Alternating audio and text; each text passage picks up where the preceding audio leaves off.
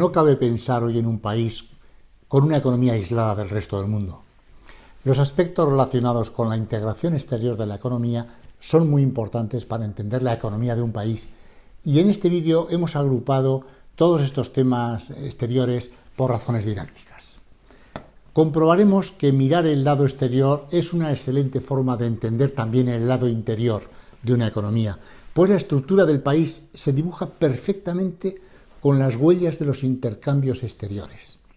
Y como veremos, no estamos hablando solo de importaciones y exportaciones, eso sería solo la balanza comercial, sino del conjunto de transacciones reales y financieras que definen el perfil de cada economía. Este vídeo forma parte de un curso completo de economía, por lo tanto, será conveniente que nos ubiquemos dentro del programa. En el módulo primero vimos al principio un panorama general de la economía y de ahí deducíamos el programa del curso. El módulo segundo se ocupaba de la medición resumida de esa economía a través del sistema de cuentas nacionales. Veíamos los agregados básicos, el cuadro macroeconómico, también la función de consumo, la distribución de la renta. Pasamos al módulo 3 viendo el marco regulatorio del sector público y en particular la política fiscal. En el módulo anterior, el módulo 4, vimos el lado monetario y financiero de la economía, el dinero y la política monetaria, y finalmente en el módulo actual vamos a ver el lado exterior de la economía. En este vídeo agrupamos todo lo relacionado con la integración exterior de la economía.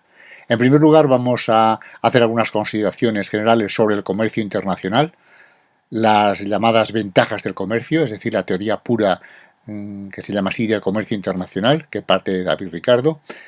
Y tenemos que hablar de los brotes proteccionistas y del fenómeno de la globalización, así como de los opositores al fenómeno de la globalización.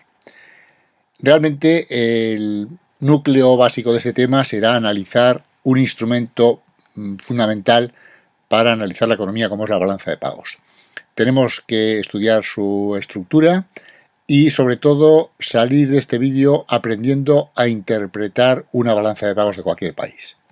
Como complemento tenemos que hacer referencia también a la posición de inversión internacional, que sería la parte del stock, la parte del fondo, frente a la balanza, que es la parte del flujo anual. Todo esto lo veremos. Aunque en estos momentos no hay una gran protección arancelaria, parece conveniente que nos refiramos a los mecanismos de protección y los efectos que tienen sobre la economía, cómo funcionan y qué efectos tienen. Tanto la protección como la desprotección, que es realmente lo que se negocia en los acuerdos internacionales. Por lo tanto, vamos a dedicar una parte del vídeo a analizar estos aspectos. Y finalmente tenemos que hablar de los mercados de divisas, los mercados de cambios, cómo operan y qué mecanismos tienen. Para ello es imprescindible tener conocimiento sólido sobre la balanza de pagos. No se puede entender el mercado de divisas sin entender la balanza de pagos.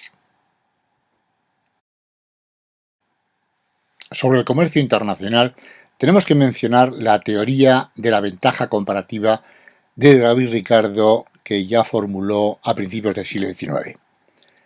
Dicha teoría, llamada también teoría pura del comercio, concluye que siempre el comercio es preferible a la autarquía, de forma que dos países mejoran su bienestar global si comercian entre sí en vez de permanecer en autarquía produciendo ellos mismos todos los bienes. A lo largo de los años, la teoría de la ventaja comparativa ha sido objeto de distintas investigaciones y controversias, pero se acepta unánimemente, de forma que nadie en ningún organismo internacional se muestra defensor de la autarquía. Pero si existen las ventajas del comercio, ¿por qué tenemos entonces el proteccionismo? Porque cada productor, sector o economía nacional preferirá defender aisladamente los intereses particulares, obteniendo rentas a costa de la eficiencia y la bajada de costes que provocaría una situación competitiva a nivel internacional. Por tanto, el proteccionismo es siempre malo para los intereses generales de la economía, pero no para los intereses particulares. Por eso, en los periodos de recesión económica, los países se defienden haciéndose proteccionistas. Veamos los acuerdos comerciales multilaterales que han significado una gran liberalización del comercio en las últimas décadas y las actuales críticas a los acuerdos comerciales bilaterales. Los acuerdos multilaterales estuvieron impulsados por el antiguo GATT y se llamaban rondas, eran negociaciones muy largas, duraban varios años y fundamentalmente se negociaban los temas arancelarios, disminuir los aranceles. Y además algunas otras características de cada una de las rondas. Por ejemplo, la ronda Kennedy de los años 60, además de los temas arancelarios, como siempre, pues se negociaban las medidas antidumping. La ronda Tokio de los años 70, pues se trataron fundamentalmente las medidas no arancelarias. La ronda Uruguay, las medidas también no arancelarias, y actualmente la ronda Doha, ya habiendo desaparecido el GATT y ya con la Organización Mundial del Comercio, se ha centrado en la agricultura, pero no se ha llegado a acuerdos y se considera que es una ronda abierta pero fracasada en estos momentos. Frente a ello, podemos hablar de los tratados de libre comercio bilaterales, fuera de los acuerdos del GATT y de la Organización Mundial del Comercio en estos momentos, y las críticas que vienen a estos tratados desde el proteccionismo y desde el nacionalismo. Fundamentalmente son críticas de tipo popular. Como ejemplo podemos citar la polémica del proyecto de tratado de Estados Unidos-Unión Europea.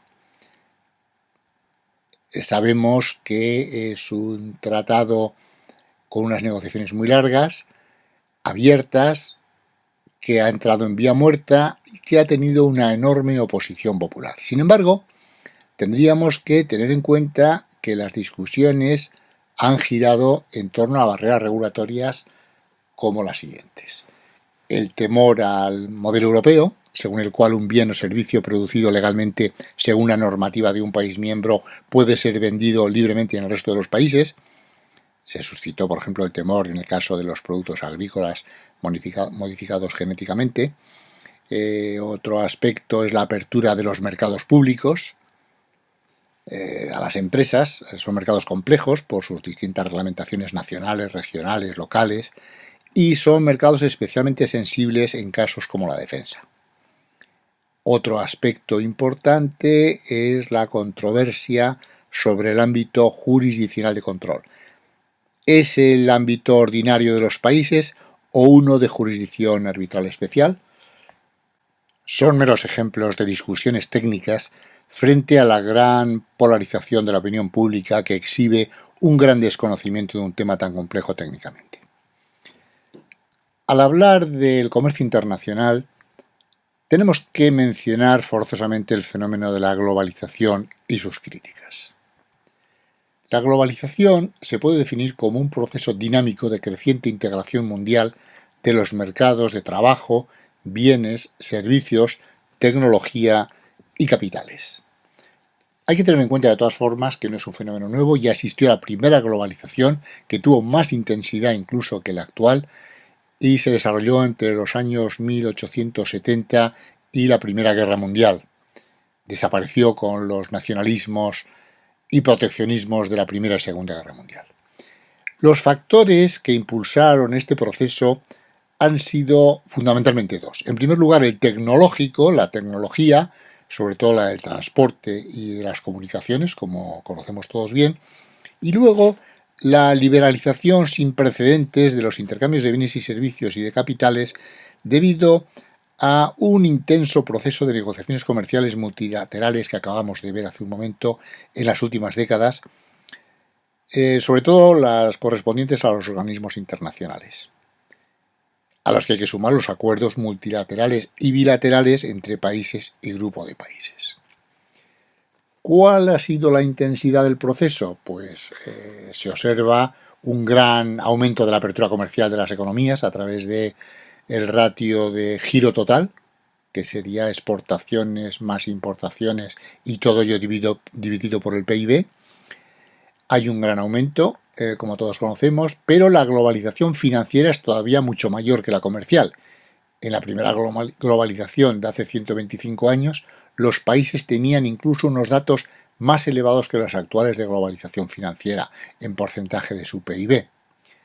medidos por sus mayores exportaciones de capital y sus mayores inversiones directas en el exterior. Un ejemplo podría ser Japón.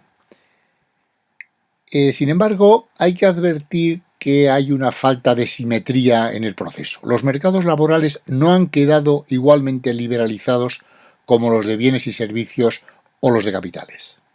De hecho, en la citada primera globalización no fue así, pues 60 millones de personas se desplazaron sin limitaciones desde Europa hasta América. No obstante, la solidez del proceso es mucho mayor hoy, por lo menos así se pensaba hasta hace poco, y cabía esperar que sería irreversible, salvo catástrofes de hipernacionalismo como las que dieron origen a la Primera y Segunda Guerras Mundiales. La mayor solidez se basa en el mayor número de países en situación de apertura de toda la historia, en el decisivo e irreversible factor tecnológico que hemos mencionado, que permite empresas globales muy eficientes, integra fácilmente a productores y consumidores a través de Internet y favorece un gran desarrollo internacional de mercados financieros, con lo que se facilita el flujo entre ahorradores y unidades de gasto a nivel mundial. Además, nos encontramos con una economía mundial más institucionalizada que hace 125 años, con organismos estables, como el Fondo Monetario, etc. Y además los sistemas políticos son hoy más democráticos. Vamos a ver las consecuencias de la globalización, así como los problemas que plantea y los movimientos antiglobalización. El problema es que ese proceso de globalización se basa en unos supuestos según los cuales los beneficios propios de la liberalización de productos y factores se irían extendiendo a todos los sectores y países. Sin embargo, no se ha tenido en cuenta a los perdedores de ese proceso, grandes grupos de población de países desarrollados que han visto desaparecer su puesto de trabajo por la deslocalización de la actividad económica que alienta la propia globalización y sus factores, entre otros los tecnológicos, claro. Esta situación, agravada por la reciente gran recesión del 2008, ha generado un malestar profundo y creciente basado en la angustia sobre la incertidumbre económica personal, que ha desembocado en toda clase de populismos y repliegues nacionalistas y proteccionistas, muchos en forma de movimientos antiglobalización. ¿Quiénes se oponen? Al principio los movimientos antiglobalización estaban constituidos por grupos de protesta pues como los antisistema, los ecologistas o los anticapitalistas. Hay una cierta identificación burda entre globalización, capitalismo, neoliberalismo, etc. Pero ahora la oposición se ha extendido a amplias capas de la población de los países desarrollados. ¿Por qué decimos esto? Porque es una evidencia a través de los recientes resultados electorales. Recuérdese Brexit, Trump, Europa, y por la enconada oposición popular a los tratados de libre comercio que acabamos de ver. ¿Por qué se oponen? Hay un planteamiento de raíz. De una forma muy simplista, se achaca a la globalización toda la panoplia de males de la economía tras la gran recesión, como el estancamiento de los ingresos, la inestabilidad financiera o el aumento de la desigualdad y la crisis de las clases medias. Se pasa por alto el beneficioso papel que la propia globalización ha tenido y la liberalización del comercio en el gran avance de los países, especialmente de los emergentes. Se culpa, por tanto, de una forma tosca a la globalización, pero los factores del deterioro no están ahí, sino en otro lado. El excesivo endeudamiento público y privado, los disruptivos cambios tecnológicos o los propios reajustes de las políticas públicas tras la gran recesión. También hay que reconocer que hay otros aspectos de preocupación más allá de los económicos y puramente transaccionales en el ámbito comercial financiero, porque se trata también de proteger aspectos relevantes de diversidad cultural e histórica frente al temor a la estandarización que imponen los medios de comunicación y las grandes corporaciones internacionales, difundiendo un estilo de vida uniformador y plano. ¿Hay que cambiar las políticas? Ante este malestar, los sistemas de gobernanza económica internacional, es decir, la praxis de los gobiernos y de los organismos internacionales, no han sido capaces de reaccionar a tiempo, todavía anestesiados por el dogmatismo de las bondades de la globalización, y solo ahora se sienten concernidos por la amenaza de los movimientos populistas. Probablemente, y aquí entramos en un terreno normativo y de juicios de valor, sea necesario instaurar otra nueva etapa de un cierto activismo de las autoridades económicas, tanto nacionales como internacionales, para contrarrestar algunos de los efectos redistributivos perniciosos de la globalización con los que no se contaba. Pero aquí nos encontraríamos en un eje complicado, que es el vector mercado o intervención, que plantea diferentes problemas de tipo ideológico y la solución de momento no se vislumbra. Aquí tenemos un ejemplo del comercio exterior español por áreas geográficas, donde se ve cómo la mayor parte de las exportaciones van a los mercados naturales próximos a nuestros socios europeos, y por el lado de las importaciones también el flujo es mayoritariamente de Europa. La balanza de pagos es probablemente el instrumento de observación más valioso para hacer cualquier diagnóstico de la situación económica de un país. Nos muestra los rasgos definitorios de su estructura económica y nos advierte de las debilidades existentes en ese país para la viabilidad de su desarrollo autosostenido. Muchos países en el mundo tienen limitado su desarrollo por problemas de su balanza. No tienen suficiente ahorro interno para financiar su inversión y tampoco la situación de sus balanzas les permiten obtener un préstamo neto exterior. Examinemos este interesante asunto con detalle a lo largo del vídeo. No olvidemos que de la balanza de pagos solo nos interesa aprender a interpretar sus distintos saldos. Veamos algunas características definitorias de lo que es la balanza de pagos. ¿Qué es la balanza de pagos? Es el registro sistemático de todas las transacciones económicas efectuadas entre los residentes de un país y los residentes en el resto del mundo durante un periodo de tiempo. Hablamos de transacciones, nos referimos a las reales, es decir, a la corriente de recursos reales, y las financieras, los cambios en los activos sobre el exterior y en los pasivos externos de un país. También incluye las transferencias, que como sabemos son sin contraprestación, y tanto las transacciones públicas como privadas. Por otro lado, distinguimos entre residentes y no residentes para referirnos a las transacciones con el exterior, de forma genérica. Y finalmente hablamos de por periodo de tiempo, ya que es un flujo. Es decir, medimos las variaciones en ese tiempo, suele ser un año, y no el nivel de esa variable. Por ejemplo, la balanza de pagos nos dirá cómo han variado las divisas de un país, pero no os va a decir, no tiene información de cuál es el nivel de divisas, porque eso es un stock, eso está en otro sitio. ¿Cuándo se contabiliza? Se contabiliza en función del principio del devengo, es decir, estos movimientos, tanto reales como financieros, se registran en el momento en que se crea la obligación y no cuando se realiza el cobro o pago líquido. De ahí algunas dificultades en el registro de ciertas operaciones, por ejemplo, cuando el envío se hace en un periodo o año y el cobro en el siguiente. ¿Quién la elabora? En general, los bancos centrales de cada país. ¿Quién pone las reglas? Es el Fondo Monetario Internacional, el organismo que establece la normativa de su elaboración armonizada para todos los países. Todos los países del mundo deben utilizar los mismos criterios, si no, no sería útil.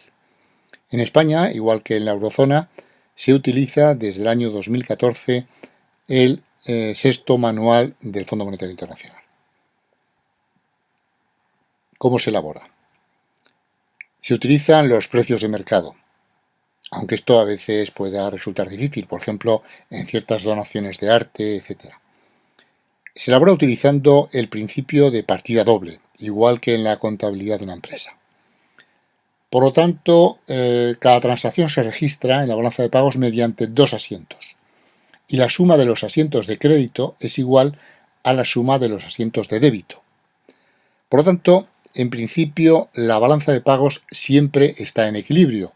No tiene sentido lo que se oye constantemente de que la balanza de pagos está en déficit en no sé qué país, o el superávit. No, la balanza de pagos no está ni en déficit ni en superávit. Probablemente se está refiriendo usted a la balanza comercial, o a la balanza por cuenta corriente, o a la balanza financiera, sí, pero el conjunto de la balanza de pagos siempre está en equilibrio. De todas formas, cuando se habla del déficit de balanza de pagos se suele uno referir, por lo menos los economistas, a la balanza por cuenta corriente, habitualmente. ¿Qué estructura tiene? Vamos a ver que tiene tres partes fundamentales: la balanza por cuenta corriente, la balanza por cuenta de capital y la balanza financiera. Aquí tenemos la estructura resumida de la balanza de pagos. Tenemos en primer lugar el apartado de la cuenta corriente con 4 epígrafes. El primero es la balanza comercial o la balanza de bienes o mercancías. Algunos confunden esto con la balanza de pagos. Lo que pasa es que hay que advertir que las mercancías vienen valoradas eliminando de ellas la parte de fletes y de seguro que contengan en su precio. ¿Por qué? Porque los fletes y seguros van en la subbalanza de servicios y no en la comercial. En servicios tenemos diferentes apartados. Los más relevantes en el caso español sería el turismo y viajes, y hay otros servicios. En tercer lugar tenemos las rentas. Veremos luego que en la terminología del sexto manual se llaman rentas primarias, pero bueno, las rentas, por lo tanto, sabemos que la palabra renta implica contraprestación, y aquí tendríamos dos epígrafes fundamentales, que serían las rentas del trabajo. Ojo, aquí no están las remesas de los emigrantes, porque las remesas de los emigrantes son transferencias y por lo tanto irán en el siguiente apartado 4. Son simplemente las rentas de los trabajadores transfronterizos o eventuales. Normalmente la mayor parte de los países tienen una cuantía relativa muy baja, ¿no? Y por otro lado tenemos un apartado interesante, que es las rentas de la inversión. Es decir, la inversión llega a un país por la parte de abajo, la cuenta financiera, en su momento, y cuando ya está instalado en el país, tanto si son inversiones directas como de cartera, etcétera, produce unos rendimientos y hay unos dividendos. Esos dividendos, si salen del país, salen por la balanza de pagos, pero salen por la cuenta corriente, salen por aquí. Es decir, estos serían los pagos que realiza el país procedentes de los dividendos de las inversiones extranjeras que entraron en su día, por lo tanto, de un stock de inversiones extranjeras, y lo que ingresa el país por rentas de inversión serán los rendimientos, los dividendos que obtiene de sus inversiones en el exterior. Es un indicador, por lo tanto, interesante para medir cuánta inversión extranjera existe o cuánta inversión nacional existe fuera. Finalmente tenemos las transferencias corrientes, que ya hemos dicho que corresponden a operaciones sin contraprestación. Son meras transferencias que antiguamente se llamaban unilaterales. En la balanza de pagos antigua se llamaban unilaterales y era muy expresivo. Se refieren a donaciones, a remesas privadas. Aquí estarían las remesas de migrantes y otras donaciones públicas, tipo donaciones de ayudas internacionales, etc.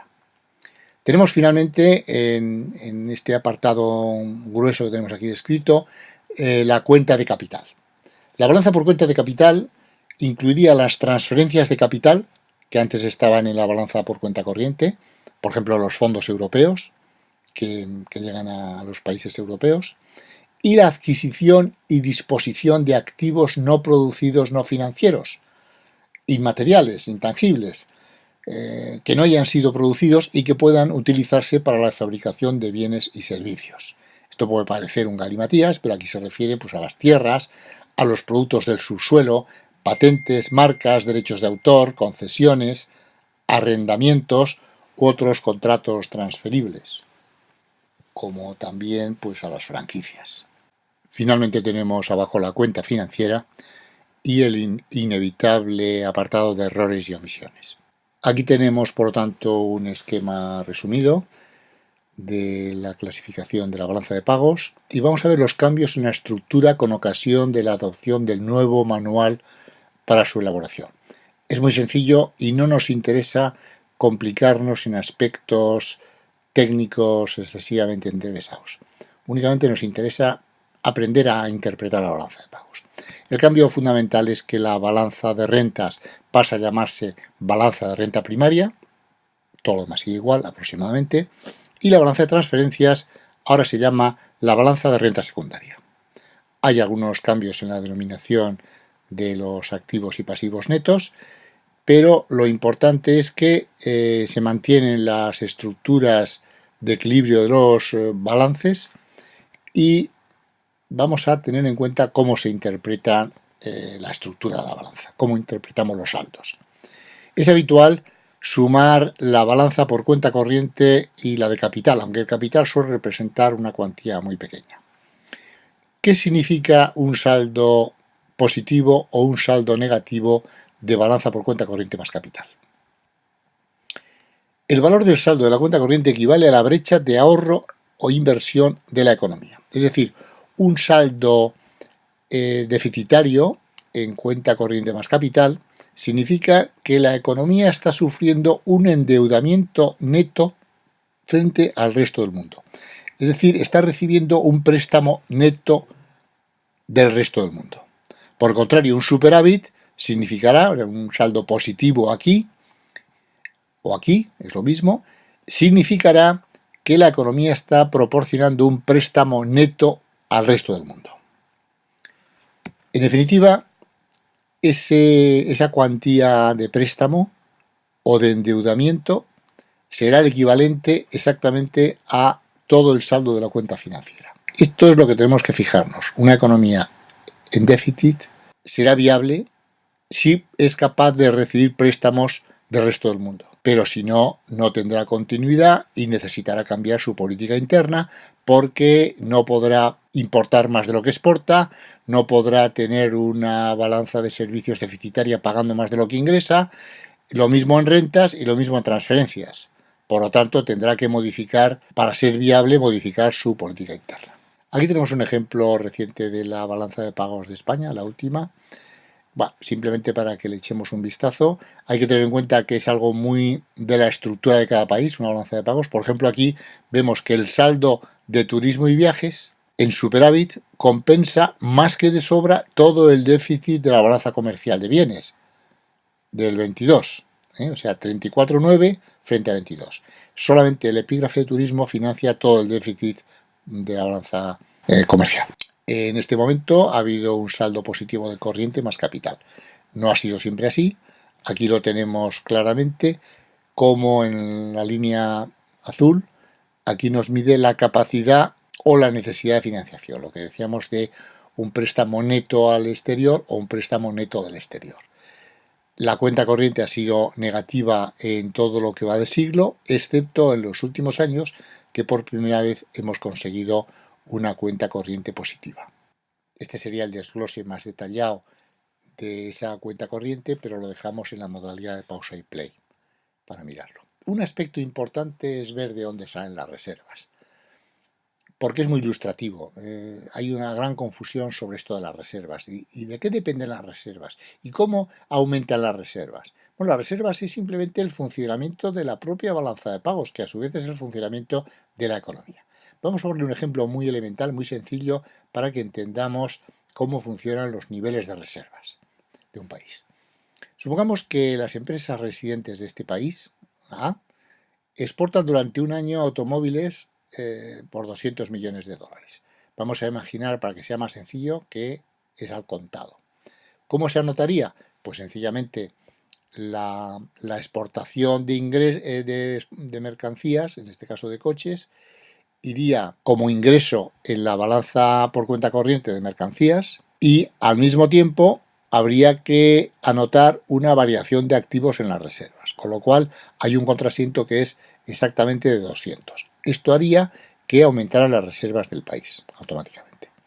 Es simplemente el funcionamiento de la economía. No ha habido necesidad de que tome decisiones el Banco Central ni que el gobierno tome decisiones, sino que la propia marcha de la balanza de pagos hace que sus distintas transacciones conlleven movimientos de divisas y por tanto aumentan o disminuyen las reservas del país. Aquí tendríamos un desglose de las reservas a título ilustrativo nada más, por si alguien quiere detenerse con más detalle, no vale la pena que entremos en ello. Y ahora vamos a ver un aspecto fundamental, complementario, como hemos dicho, de la balanza de pagos, que es la posición de inversión internacional. ¿Qué es? Es una medida del saldo de los activos y pasivos financieros externos del país en un momento determinado. Por lo tanto, no es un flujo, sino que es el resultado acumulado de las transacciones pasadas con el exterior. Es por tanto una información que complementa a la balanza de pagos, que era una variable flujo. La balanza de pagos no nos informa del nivel de reservas, nos informa de cómo han variado, si han aumentado o han disminuido, pero el nivel de reservas es un stock, por lo tanto no lo tenemos ahí. Tampoco sabemos cuánto es la cuantía de la inversión extranjera dentro del país. Sabemos lo que varía cada año, eso lo informa la balanza de pagos, pero no cuál es el stock de inversión extranjera en el país o la del país en el exterior. Por eso es imprescindible disponer de una información de stocks, que es la posición de inversión internacional, que hoy día tiene importancia creciente en cualquier análisis económico. ¿Cómo varía la posición de inversión internacional? Vamos a ver qué flujos explican la variación de la posición de inversión internacional. Conocemos la balanza de pagos, que tiene estos tres grandes componentes: cuenta corriente, cuenta de capital y cuenta financiera. Por lo tanto, es un flujo. Esto es por periodo, es por un año generalmente. Y por otro lado tenemos el stock inicial o el balance de apertura de la posición de inversión internacional. Y tenemos un stock final. Esto se alimenta sencillamente con el saldo de la cuenta financiera más otras variaciones pequeñas en los activos y pasivos, por ejemplo, por revalorizaciones por cambios de precios, tipos de cambio, modificaciones de volumen, pero lo importante es que pasamos del stock inicial al stock final a través de la introducción del flujo que hace que varíe el inicial para llegar al final, el flujo de la balanza de pagos. Este sería quizá un resumen gráfico de las anotaciones conceptuales entre flujos y stocks, entre la balanza de pagos y entre la posición de inversión internacional.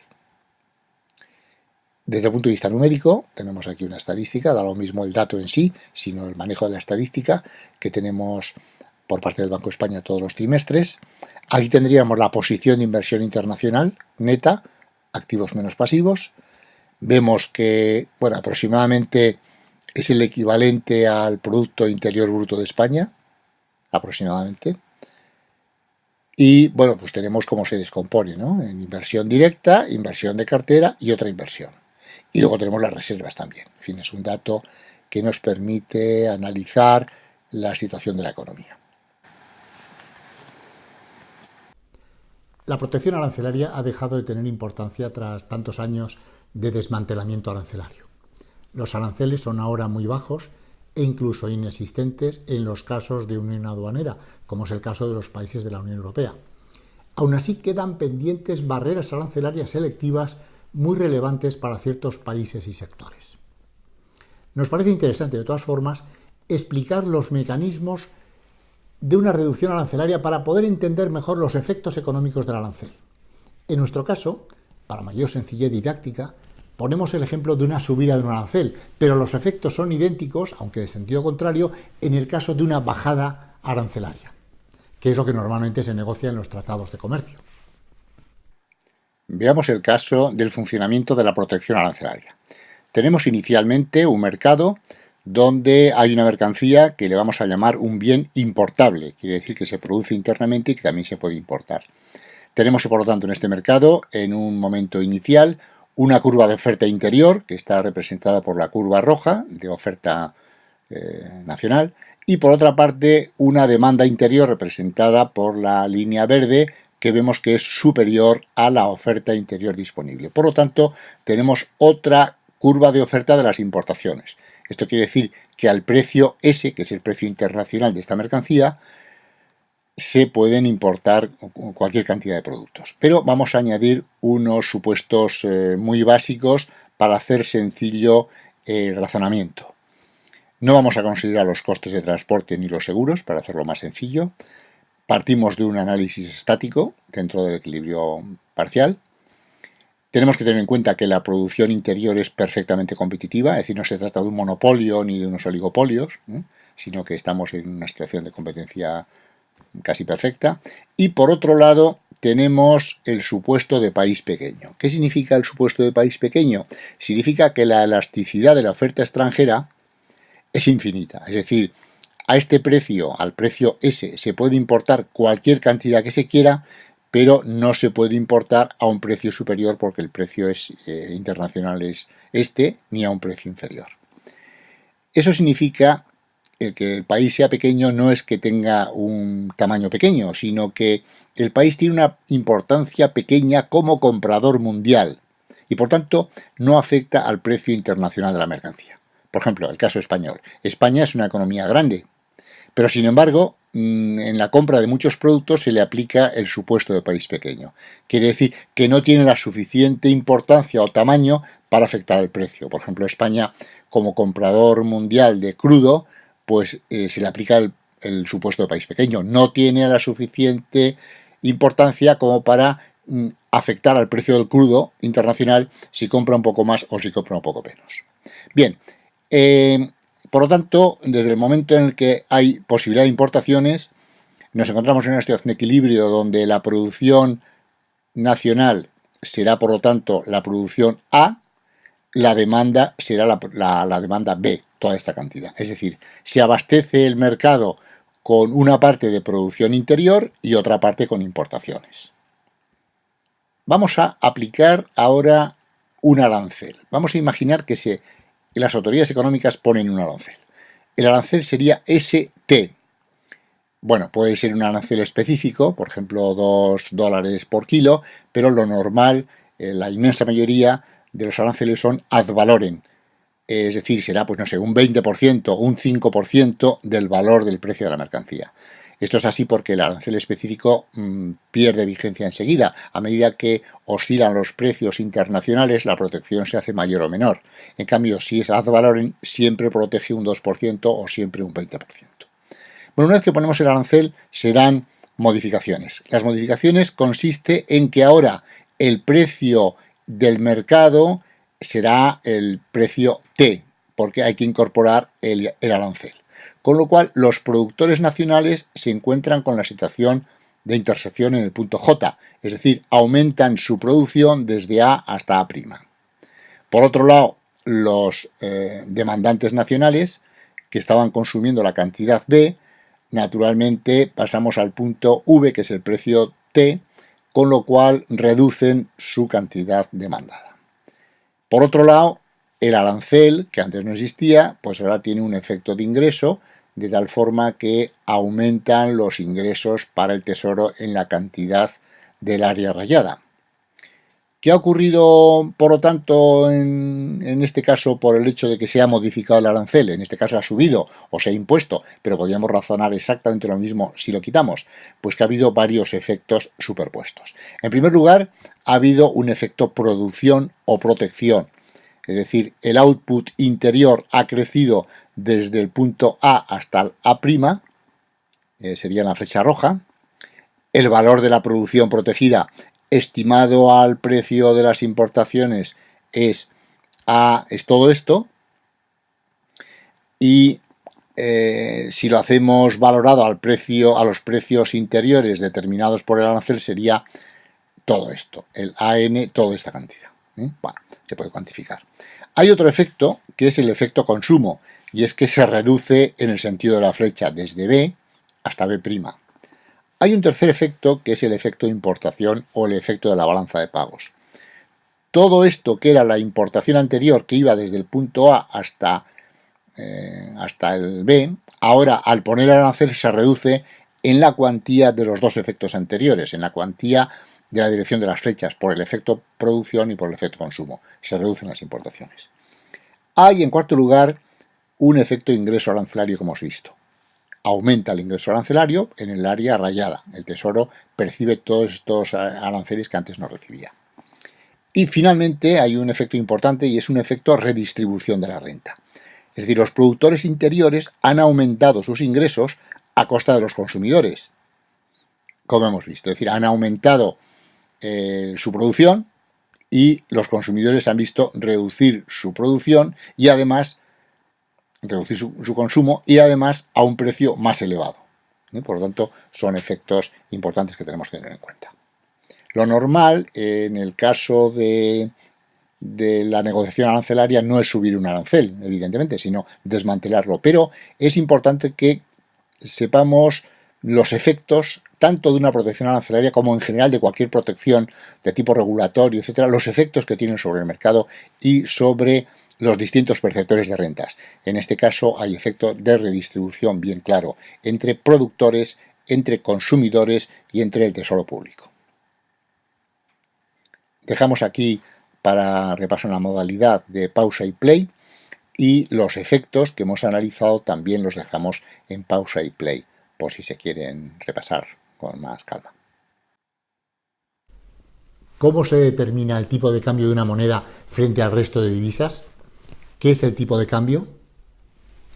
En los países de la eurozona, tras implantarse la moneda única, casi nos hemos olvidado de este asunto, ya que han desaparecido las monedas nacionales y el tipo de cambio del euro frente al resto de divisas importantes del mundo no ha sido un instrumento utilizado por el Banco Central Europeo, salvo en contadas ocasiones de emergencia. Ha preferido que la moneda, el euro, al ser una divisa nueva, siguiera los mecanismos del mercado y fluctuara de acuerdo con el mercado. No obstante, es un aspecto importante para poder interpretar el entorno económico internacional.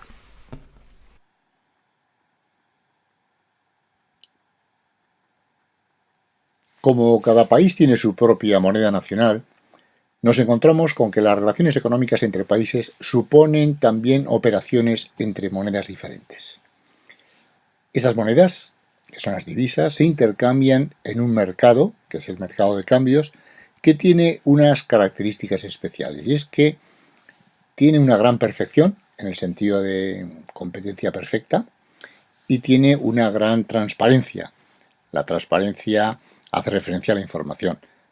Se dice que un mercado es transparente si todos los operadores conocen en todo momento las cantidades y los precios a los que se realizan los intercambios. Bueno, esto es justo lo que pasa en los mercados de divisas, que constantemente estamos viendo en los medios de comunicación en tiempo real las cotizaciones del dólar, del euro, del yen, de la libra, etc. Esto hace que pueda operar este mercado con un arbitraje eficaz que amortigua las discrepancias entre los distintos tipos de cambio de una moneda. ¿Qué significa esto? Cuando decimos que el dólar hoy ha subido frente al euro, por ejemplo, no es que haya subido así en todos los mercados. Se está cotizando en los distintos mercados según el uso horario, en los mercados de Oriente, en Zúrich, en Londres, en Chicago, etcétera. Lo que pasa es que en unos sitios está subiendo y en otros está bajando. Pero, como existe el arbitraje, es decir, aquellos mecanismos que permiten comprar en el más barato y vender en el más caro, se iguala la cotización frente a las monedas y por eso se unifican las cotizaciones. Esto es gracias a que existe un arbitraje permitido por la perfección y transparencia del mercado. Bueno, vamos a ver las modalidades del mercado de cambios. Por una parte vamos a ver el mercado libre y el mercado intervenido por parte de los bancos centrales. Se dan simultáneamente las dos modalidades, es decir, se actúa siguiendo libremente el mercado de divisas, pero en un momento determinado se puede intervenir por parte de las autoridades para evitar importantes fluctuaciones en los tipos de cambio. Ya lo veremos. Y por otro lado existe el mercado al contado, donde juega el mecanismo de arbitraje que hemos visto, y también el mercado a plazos, que permite la especulación, es decir, comprar o vender anticipadamente. En primer lugar, por lo tanto, vamos a ver cómo funciona el mercado libre, que es un sistema de tipos de cambio flexibles o fluctuantes. Quiere decir que el Banco Central no interviene a través de movimientos acomodantes de capital, es decir, a través de sus reservas, para influir en la determinación del tipo de cambio, sino que permite que éste fluctúe libremente reflejando las alteraciones de la oferta y demanda de divisas. Por tanto, vamos a ver el mercado de divisas. según la oferta y la demanda libre. Antes que nada, conviene acotar que el tipo de cambio de una divisa extranjera es el número de unidades monetarias nacionales que es preciso entregar para adquirir una unidad monetaria extranjera. No es lo mismo ponerse desde el lado del euro que desde el lado del dólar. Es decir, ¿cuántas unidades monetarias, cuántos dólares es necesario para adquirir un euro o cuántos euros es necesario? Por lo tanto, el tipo de cambio queda definido así y así no nos equivocaremos. Este sería el mercado de divisas. ¿Quién compone la oferta del mercado? Pues la compone una parte de la balanza de pagos. ¿Quién acude al mercado ofertando divisas? Bueno, pues los exportadores de mercancías en la balanza comercial. Lógicamente han exportado una mercancía, la han cobrado, por ejemplo, en dólares y tienen que acudir al mercado de cambios para convertirlos en euros porque necesitan los euros para pagar los impuestos nacionales, para pagar a sus empleados y a sus proveedores. Otra parte de la balanza de pagos que acude al mercado de divisas, ofertando divisas, son los importadores de capital. Es decir, un inversor estadounidense que viene a Madrid a montar una fábrica necesita, lógicamente, euros y, por lo tanto, oferta dólares. Es un oferente de dólares, forma parte de la oferta de divisas. Y lo mismo la entrada de divisas por transferencias. Por tanto, esta parte formaría la oferta. Por otro lado, ¿quién demandará divisas? ¿Quién acudirá al mercado de cambios a demandar divisas? Bueno, pues los importadores de mercancías, por la misma razón, los exportadores de capital, voy a invertir en el Nasdaq y, lógicamente, necesito dólares. Tengo que demandar dólares, la divisa dólares, porque necesito los dólares para invertir en ese mercado. Y también las transferencias al exterior. Si yo voy a pagar a un familiar que está estudiando en Estados Unidos, pues necesitaré demandar dólares, una divisa, porque esta persona necesita dólares para su vida corriente en Estados Unidos. Por lo tanto, es la balanza de pagos en sus distintos aspectos, o subbalanzas, la que acude todos los días a los mercados de cambios para ofertar o para demandar divisas. Esto es muy importante que lo tengamos en cuenta. Por lo tanto, la interacción de oferta-demanda genera un precio que es un tipo de cambio, y este sería el tipo de cambio de equilibrio en este mercado, tal y como está ahí marcado. Hasta aquí el funcionamiento es libre en el mercado. ¿Qué ocurre en un mercado intervenido? Aquí el Banco Central fija un tipo de cambio de paridad para su moneda y se compromete a respetar el mercado y mantener las variaciones de ese tipo de cambio dentro de unos límites predeterminados del mercado, de modo que solo interviene en el mercado para evitar que el tipo de cambio sobrepase esos límites. Aquí tenemos el mercado tal y como lo hemos descrito hace un momento, el mercado libre, y lo que ocurre es que se fijan unas bandas de oscilación del tipo de cambio dentro de las cuales funciona el mercado. El Banco Central solo actúa cuando el tipo de cambio de mercado libremente sobrepasa esos límites. No olvidar que la posición de divisas de un país está en el balance del Banco Central, como vimos en el tema correspondiente. Opero con mi banco comercial, pero este actúa solo como banca delegada del Banco Central y debe darle al Banco Central sus posiciones en divisas de forma actualizada. El Banco Central utiliza las reservas de divisas para entrar dentro del mercado de cambios e intervenir en la cotización de su moneda. Por ejemplo, ¿qué hará para depreciarla? Bueno, antes que nada recordemos, tal y como hemos descrito el tipo de cambio, que cuando está en la parte de arriba, eso significa una depreciación, a pesar de que sea arriba, porque tengo que entregar más cantidad de unidades nacionales para comprar una divisa. Y en la parte de abajo será una apreciación, porque tengo que entregar menos unidades nacionales para comprar una divisa extranjera. Bien, ¿qué hará por lo tanto el Banco Central para depreciar su moneda? Pues comprará divisas, las pagará con moneda nacional, que ahora es más abundante en ese mercado, después de la intervención del banco, y por lo tanto se depreciará. Para apreciar su moneda nacional, pues tendrá que vender divisas y se actuará de la forma contraria. Ahora, no olvidar que para eso tiene que tener suficientes reservas el banco. Bien, tras la intervención, el dibujo del mercado queda así. Es decir, se opera dentro de las bandas de oscilación de forma libre de mercado, pero el mercado queda digamos, configurado de forma que no es posible ir por encima o por debajo, ni en la banda de la depreciación ni en la banda de la apreciación. Claro, esto suscita algunas cuestiones de tipo histórico, como la falta de simetría de información entre el Banco Central y los especuladores. En este sentido, es muy ilustrativo recordar la famosa tormenta monetaria europea en septiembre del año 1992. Recordemos, sistema monetario europeo, antes del euro, compromisos cambiarios, se produce un pulso entre los especuladores y los bancos centrales. En aquel momento se da una devaluación de la peseta, pero recordemos que la libra esterlina tuvo que salir del proyecto del sistema monetario europeo. No es que no quisiera entrar en el euro, es que el mercado no lo permitió. También la lira italiana salió del sistema monetario europeo. Es muy famoso recordar el caso del especulador George Soros, que llegó a vender hasta 10.000 millones de libras comprando marcos y forzó la devaluación de la libra. El Banco de Inglaterra gastó hasta 50.000 millones de dólares en los mercados de divisas para defender la libra, pero no tuvo éxito. Bueno, esto es un ejemplo de las intervenciones en casos extremos que se han dado y son recordatorios históricos interesantes que siempre se citan. Se dice que Soros fue el que no permitió que la libra llegara al euro, pero bueno, es una exageración probablemente. Al examinar el funcionamiento de los mercados de cambios, hemos podido comprobar que dependen del funcionamiento de la balanza de pagos del país, que a su vez depende del funcionamiento de las operaciones exteriores de su economía, que a su vez dependen del funcionamiento de toda su economía, incluida la política económica.